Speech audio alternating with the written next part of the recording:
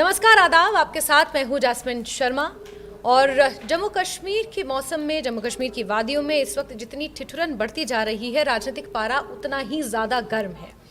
राजनीतिक परिदृश्य जम्मू कश्मीर में विधानसभा के 2 उपचुनाव और उससे पहले होने वाले राज्यसभा के 4 सीटों के लिए जो चुनाव है, उसके बाद जो बदला हुआ है राजनीति में, जो उठापटक बयानबाजियों का सिलसिला, एक दूसरे के ऊपर आरोप प्रत्यारोप जो मढ़े जा रहे हैं, जड़े जा रहे हैं, क्या वो लंबे खिंचने वाले हैं या फिर वो इन्हीं चुनावों तक सीमित हैं? इस पर हम बात करेंगे। मेरे साथ मेरे सहयोगी अबू हुरैरा इस वक्त मौजूद हैं।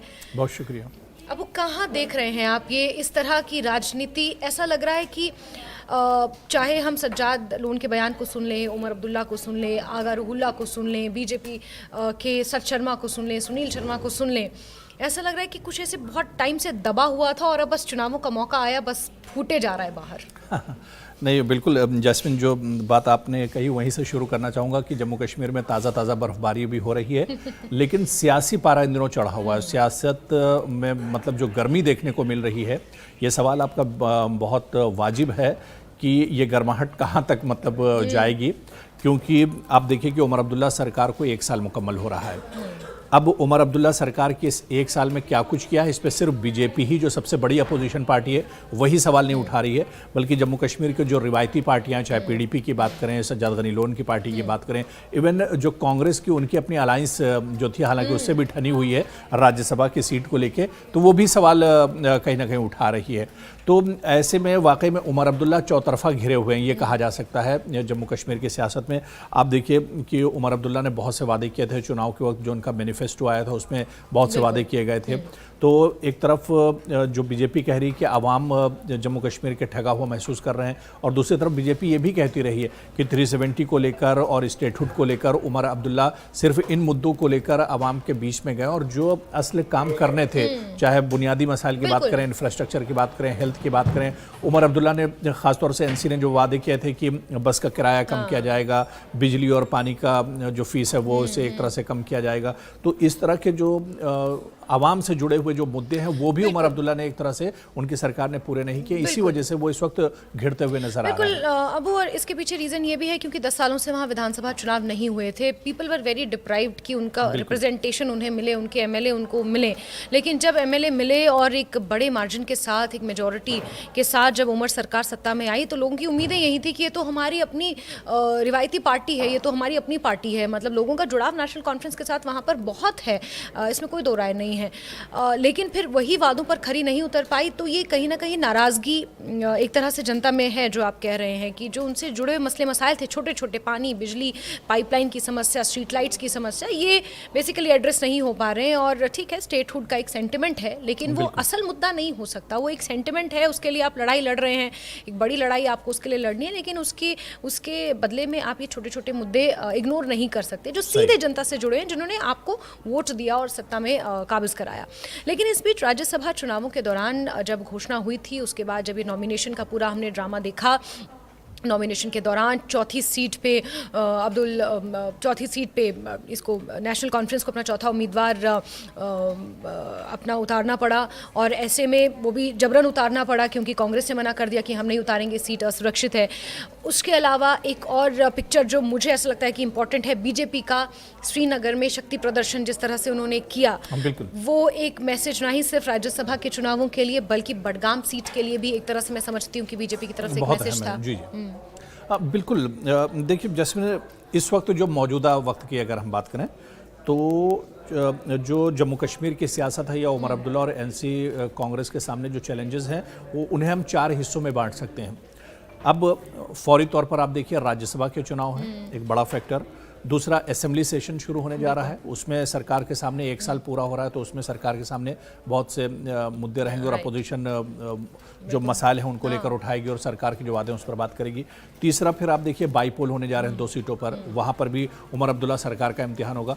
और चौथे, खुद जो 1 साल मुकम्मल उनकी सरकार का हो रहा है, तो ये 4 चीज़ें जो हैं बहुत इंपॉर्टेंट है, और चारों चीज़ें कहीं ना कहीं उमर अब्दुल्ला से जुड़ी हुई हूँ, उमर अब्दुल्ला सरकार से, एनसी सरकार से जुड़ी हुई। बिल्कुल। अब इसमें 5वीं चीज़ मैं ये जोड़ना चाहूँगी चाहूंगी कि उनका खुद का ही गठबंधन, कांग्रेस के अब्दुल रहीम राठौर सवाल उठा रहे हैं, उनके खुद के सांसद जो पूर्व में एमएलए भी रह चुके हैं आगा रूला, वो सवाल उठा रहे हैं कि पहले आप वादे पूरे कीजिए, हम किस मुंह से जनता के बीच जाएंगे। तो पांचवा फैक्टर ये भी है कि वो अपनों से ही सरकार घिरी हुई नजर आ रही है।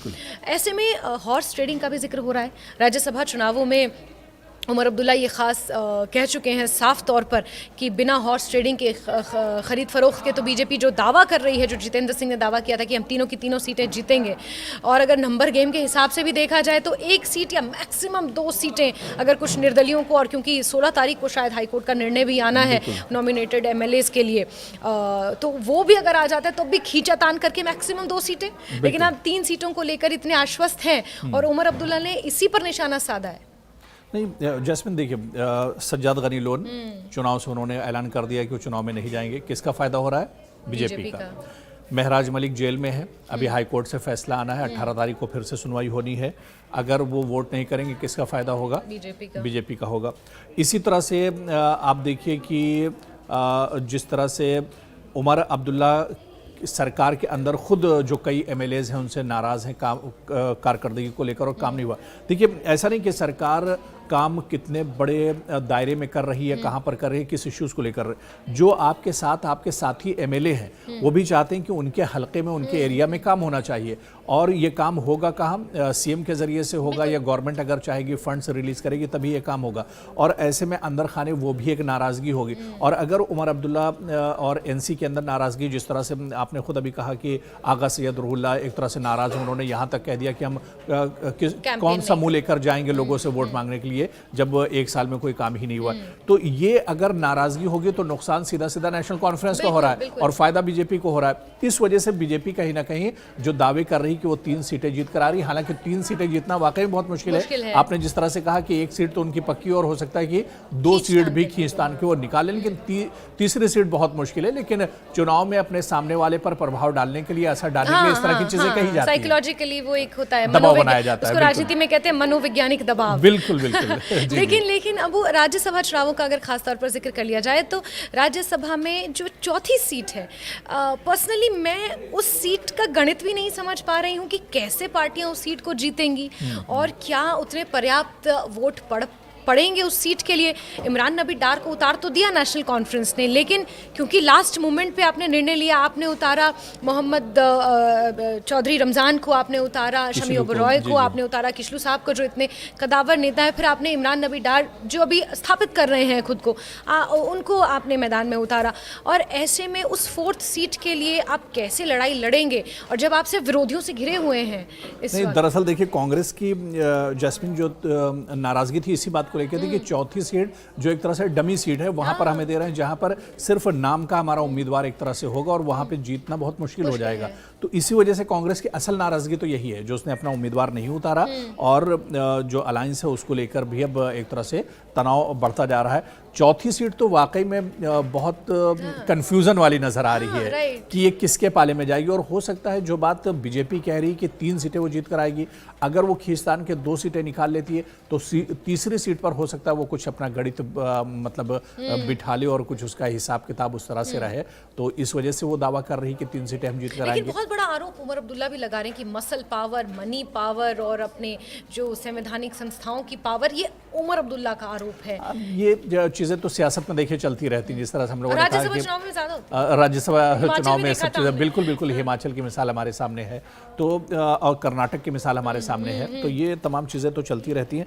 लेकिन इस बीच नेशनल कॉन्फ्रेंस को जो सबसे बड़ा धचका लगता हुआ दिख रहा है वो बडगाम में है, और आगा सैयद रुहुल्लाह का उमर अब्दुल्ला और नेशनल कॉन्फ्रेंस की जो लीडरशिप है या उसकी सरकार के खिलाफ बिल्कुल खुलकर सामने आ जाना, क्योंकि आगा रुहुल्लाह खुद बडगाम से आते हैं और वहाँ पर आगा रुहुल्लाह के बारे में कहा जाता है वो सिर्फ पॉलिटिशियन नहीं है बल्कि वो रिलीजियस रूहानी लीडर भी है। तो उनकी फैमिली उस हिसाब से भी बहुत माने रखती है और बहुत मजबूत वो बडगाम में माने जाते हैं। और अगर वाकई में ये कोई नौटंकी नहीं है, मैं तो कहूँगा अगर कोई नौटंकी नहीं, क्योंकि इससे पहले भी आगा सैयद रुहुल्लाह मतलब कई बार उमर अब्दुल्ला सरकार से नाराज हुए हैं, मतलब नाराज अच्छा भी नहीं, होते हैं, उसके बाद मान भी जाते हैं। उस वक्त भी आगा रूहुल्ला के इन तमाम चीज़ों को ड्रामा करार दिया गया था, नौटंकी करार दिया गया था। तो इस पर आगा रूहुल्ला ने रिएक्ट किया है। मैंने उनका वो एक इंटरव्यू भी देखा है जब उन्होंने कहा कि आप जिस चीज़ को आप ड्रामा कह रहे हैं उसी ड्रामेबाज को आप अपनी रैलियों में बुलाना चाहते थे। आप चाहते थे कि आप ज़्यादा से ज़्यादा हमारी रैलियों में आए ताकि लोग इन्फ्लुएंस हों और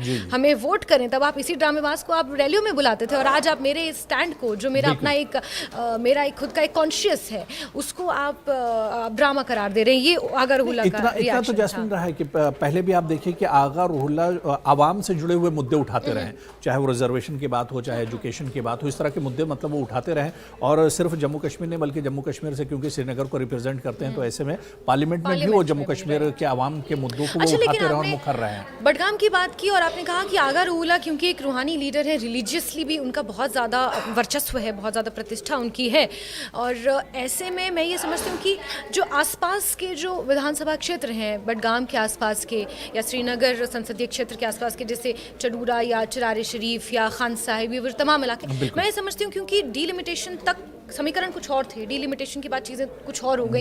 तो आगा रूहुल्ला का इन्फ्लुएंस, आगा रूहुल्ला का प्रभाव उन जगहों पर भी होगा। तो इस डैमेज को अगर आज कंट्रोल नहीं किया गया तो फिर आगे आने वाले टाइम में it's going to be challenging. नहीं, बिल्कुल ये चैलेंजिंग है। और दूसरा ये कि आगा रूहुल्ला सिर्फ बडगाम नहीं, बडगाम के आसपास के जो इलाके वहाँ पर जिस तरह से आप करें उनका असर वहाँ पर भी है। और एक्सपर्ट्स तो यहाँ तक जैस्मिन कहते हैं, जो कश्मीर को बहुत करीब से जानते हैं, कि अगर आगा रूहुल्ला जिस तरह से बात अधूरी रह गई थी, अगर वो वाकई में पूरे संजीदा तौर से मतलब ये अपोज कर रहे हैं या उमर अब्दुल्ला सरकार ने काम नहीं किया इस वजह से वो रैलियों में नहीं जाएंगे या वो एक तरह से कैंपेन नहीं करेंगे, तो ये एक बहुत बड़ा झटका होगा। और उमर अब्दुल्ला के लिए एक, उनकी एनसी के लिए ये एक चैलेंज होगा वहाँ से सीट निकालना भी, बडगाम से सीट निकालना भी एक तरह से चैलेंज होगा। क्योंकि अब जिस तरह से आगा सैयद रूहुल्ला नाराज हुए हैं, तो ऐसे में पीडीपी की भी नज़र होगी और पीडीपी वहाँ से कोई भारी भरकम उम्मीदवार अगर उतारती है तो फिर बहुत बड़ा फर्क पड़ सकता है और यहाँ से नेशनल कॉन्फ्रेंस को हार का सामना भी करना पड़ सकता है। बिल्कुल। वहीं अगर नगरोटा की बात की जाए तो नगरोटा में आप कैसे देख रहे हैं बीजेपी, क्योंकि देवयानी राणा जो कि देवेंद्र सिंह राणा की बेटी हैं, काफ़ी एक्टिव हैं। अमरनाथ यात्रा के दौरान हमने उन्हें देखा था किस तरह से वो एलजी के साथ और तमाम जम्मू खित्ते के लीडर्स के साथ वो नज़र आई थी। तो ऐसे में नेशनल कॉन्फ्रेंस के लिए नगरोटा सीट चैलेंजिंग हो सकती है। बिल्कुल, नगरोटा आप देखिए कि बीजेपी का एक तरह से गढ़ रहा है। देवेंद्र सिंह राणा जो है वहाँ से चुनकर आते थे, तो और वो मौजूदा में भी वहाँ से एमएलए थे जिस वक्त उनके डेथ हुई है। तो ऐसे में नगरोटा बीजेपी का गढ़ है और इमोशनल एक टच लोगों का होगा, सिंपैथी वोट जिसे बोलते हैं। जी जी, वो एक तरह से देवेंद्र सिंह राणा से जुड़ेगा और उनकी बेटी खुद अगर उनको उम्मीदवार बीजेपी बनाती है तब तो जाहिर सी बात है कि यानी जैस्मिन ये कहा जा सकता है दोनों सीटों पर नेशनल कॉन्फ्रेंस के लिए बड़ा खतरा है। और बड़ी बात ये कि लोगों की जो थोड़ी नाराजगी है वो भी देखने को मिल सकती है लोगों के बीच, क्योंकि काम नहीं हुए हैं लोगों का ये कहना है। और थोड़ा बहुत माहौल तो आगा रूहुल्ला मेहदी ने बना ही दिया है कि अब जब तक आप लोगों के काम नहीं करेंगे, उनसे वादे किए जो आपने हैं वो पूरे नहीं आप करेंगे तब तक। बहरहाल इस बीच सबसे पहले तो 24 अक्टूबर का दिन है क्योंकि राज्यसभा के चुनाव होने, और उससे पहले बड़ी बात यह है कि कल 16 अक्टूबर को उमर अब्दुल्ला का एक साल पूरा हो रहा है। 16 अक्टूबर 2024 को अगर मैं गलत नहीं हूँ तो उन्होंने मुख्यमंत्री पद की शपथ ग्रहण की थी और एक साल का लेखा जोखा जो कि 23 अक्टूबर से शुरू हो रहा है विधानसभा का सत्र, उसमें उनसे पूछा जाएगा। तो बीजेपी के पास तो इस वक्त चीख चिल्लाहट के लिए और सवाल करने के लिए उमर अब्दुल्ला के पास बहुत कुछ है उमर अब्दुल्ला से, लेकिन उमर अब्दुल्ला की सरकार कैसे जवाब देती है ये देखना बड़ी बात होगी। और उसके बाद 24 तारीख को राज्यसभा का चुनाव है और उसके बाद सबसे इंटरेस्टिंग है बडगाम और फिर नगरोटा के उपचुनाव। और नहीं तो इसी वजह से मैंने जैस्मिन कहा कि एक दो तरफ नहीं, चौतरफा घिरे हुए उमर अब्दुल्ला, मतलब एक के बाद एक 24 तारीख, फिर उसके बाद आप देखिए 23 तारीख, और इस तरह से मतलब अलग अलग तारीखों में जो इवेंट्स बड़े जो हैपनिंग्स होने वाली हैं। तो और ये सवाल सिर्फ सरकार से पूछे जाएंगे, उमर अब्दुल्ला से पूछे जाएंगे, तो चौतरफा इस वक्त उमर अब्दुल्ला घिरे हुए हैं। हाँ, बड़ा सवाल यहाँ पर ये उठता है कि इन परेशानियों से उमर अब्दुल्ला बहुत मंझे हुए पॉलिटिशियन हैं, फिर उनके फादर और भी मतलब कदावर और सीनियर लीडर हैं और वो सरपरस्ती कर रहे हैं उमर अब्दुल्ला की। एक चीज़ और मैंने नोट की है कि अब ये उमर अब्दुल्ला बहुत साइलेंट है फिलहाल। फारूक अब्दुल्ला खैर तबीयत ख़राब है इस वजह से, लेकिन उमर अब्दुल्ला भी साइलेंट हैं। मीडिया में बहुत ज़्यादा एक्टिवली बयान नहीं दे रहे हैं, नपातुला बयान मीडिया में दे रहे हैं, लेकिन ये होता है ना कि तूफान से पहले की खामोशी जो टाइप है, मुझे बिल्कुल। वो लग रहा है कि जवाब उनके पास है, लेकिन खैर इस साइलेंस के चलते भी वो गिरते ही जा रहे हैं, क्योंकि उनके ऊपर ये आरोप लग रहे हैं कि आप सिर्फ रोना रोते हैं कि आपके पास पावर नहीं है, आपके पास पावर नहीं है, लेकिन जब पावर है तो आप तब क्या आपने किया, जब पावर थी तो आपने क्या किया। खैर ये तमाम सवाल हैं, और क्योंकि राजनीतिक उठापटक जम्मू देखिए, कश्मीर जब हम लोग बात कर रहे हैं इस वक्त बड़ी खबर आ रही है, मैं टीवी स्क्रीन पर देख पा रहा हूं कि बीजेपी ने अपने दोनों उम्मीदवारों का ऐलान कर दिया है। आगा सैयद जो है उन्हें टिकट दिया है देखिए, बडगाम से, और नगरोटा से दिव्यानी रानी की आप जो बात कर रहे थे तो उनको टिकट दिया है। तो उपचुनाव के लिए बीजेपी ने ऐलान कर दिया है। बड़ी खबर भी अपने दर्शकों तक हम बता दें कि बडगाम से आगा सैयद मोहसिन को टिकट दिया है बीजेपी ने। तो देखिए, बडगाम में जो सियासी सूरत हाल है, जो इक्वेशन है, उसे देखते हुए अब बीजेपी ने भी ऐलान कर दिया है। तो जब हम लोग ये बात कर रहे हैं, इसी बीच में बड़ी खबर आ गई है और बीजेपी ने अपने 2 उम्मीदवार जो बाईपोल होने वाले जम्मू कश्मीर में, उसके लिए दोनों उम्मीदवारों के नामों का ऐलान कर दिया है। नगरोटा से दिव्यानी राणा जो है वो उन्हें टिकट बीजेपी ने दिया है, और इसी तरह से और बड़ी बात यह है कि आगा सईद मोहसिन अल मौजवी इनका पूरा नाम है, और ये एक क्लर्क रहे हैं और पॉलिटिकल लीडर हैं, member of esteemed Aga family of Budgam, is the son of Shia religious scholar. और शिया जो जनसंख्या है बडगाम में, आगा रुहुल्ला भी उसी से आते हैं, बिल्कुल। और तो बीजेपी बडगाम का ये में बड़ा सबसे दाव है। बड़ा जो फैक्टर है वो असल में शिया बिरादरी ही एक तरह से है। तो ऐसे में बीजेपी ने भी अब यहाँ पर बड़ा दाव खेला है, जिस तरह से उन्होंने आगा मोहसिन को उतारा है। तो इन्होंने जिस तरह से, देखिए, हम लोग इस पे चर्चा कर ही रहे थे और इस बीच बड़ी खबर आ गई। ये है, दर्शकों को बता दें कि बीजेपी ने बड़ा दाव चल दिया है, और नगरोटा में देवयानी राणा का मैंने अभी जिक्र किया, तो सिंपैथी फैक्टर उनके साथ जाएगा देवेंद्र सिंह राणा का। बहरहाल अब यहाँ पे देखना होगा कि कहीं ऐसा तो नहीं है कि आगा सैयद रुहुल्ला, क्योंकि बडगाम में उनका वर्चस्व है ना, बडगाम से वो आते हैं, तो ऐसा तो नहीं कि आगा रुहुल्ला कोई अपना कैंडिडेट चाहते हो देना, अपने किसी करीबी को उतारना चाहते हो, अपने किसी रिश्तेदार को लाना चाहते हो, लेकिन नेशनल कॉन्फ्रेंस के अंदर उसके ऊपर सहमति न बन पा रही हो। ये भी एक बड़ी वजह हो रही है। और आवाम के सामने उन्होंने जो चीज़ रखी कि वो इलेक्शन कैंपेन में नहीं जाएंगे क्योंकि उमर अब्दुल्ला सरकार ने काम नहीं किया है, लेकिन अंदर खाने क्या चीज़ है ये भी क्लियर नहीं है। देखिए, बिल्कुल, लेकिन इस बीच बड़ी बात यह है कि बडगाम में एक बड़ा चैलेंज तो खड़ा कर ही दिया है बीजेपी ने, फुल फॉर्म में है। और जैस्मिन, ये भी मैं अपने दर्शकों को बता दूं कि बडगाम में जब इससे पहले असेंबली चुनाव हुए तो बडगाम में बीजेपी ने अपना उम्मीदवार नहीं उतारा था जब असेंबली के चुनाव हुए थे। तो यहाँ पर बीजेपी एक मौका देख रही है, उपचुनाव कैश करना चाहती है, जाहिर सी बात है। और मैंने शुरुआत में जिक्र किया था ना कि बीजेपी ने जो शक्ति प्रदर्शन अपना किया नॉमिनेशन के टाइम, नेशनल कॉन्फ्रेंस का एंटी इनकम्बेंसी जो 1 साल का, उसका फायदा भी यहाँ बीजेपी उठाना चाह रही है ना। और ये जो टकराव हुआ है आगा सैयद रुहुल्ला से और नैन्सी के बीच में, इसको भी कहीं ना कहीं और शिया कम्युनिटी से ही एक चेहरा दिया है। बिल्कुल, तो ऐसे में देखना होगा कि अब नेशनल कॉन्फ्रेंस किस कद के उम्मीदवार को मैदान में उतारती है। बहरहाल ये चर्चा तो एंडलेस है, क्योंकि राजनीति और जम्मू कश्मीर की राजनीति इस वक्त एक बहुत ही अहम मोड़ पर है, और इसी तरह बहुत सारे पहलुओं के साथ हम आपके साथ हाजिर होते रहेंगे। लेकिन इस वक्त की बड़ी खबर यह है कि नगरोटा से देवयानी राणा को टिकट दिया है बीजेपी ने, और अगर बडगाम से बात की जाए तो आगा सईद मोहसिन वो बीजेपी ने अपने उम्मीदवार बनाए हैं बडगाम से। अब देखना होगा कि नेशनल कॉन्फ्रेंस किसे मैदान में उतारती है, पीडीपी किसे मैदान में उतारती है, बाकी जो वहाँ की क्षेत्रीय राजनीतिक पार्टियां हैं वो किस तरह इस जंग को लेती हैं, किसे मैदान में उतारती हैं, और ये जंग कितनी दिलचस्प हो जाती है। निगाहें सभी की राज्यसभा की सीटों पर और बडगाम सीट पर खास तौर पर टिकी हुई हैं। बहुत शुक्रिया अबू, आपका भी बहुत बहुत शुक्रिया। बहुत बहुत शुक्रिया।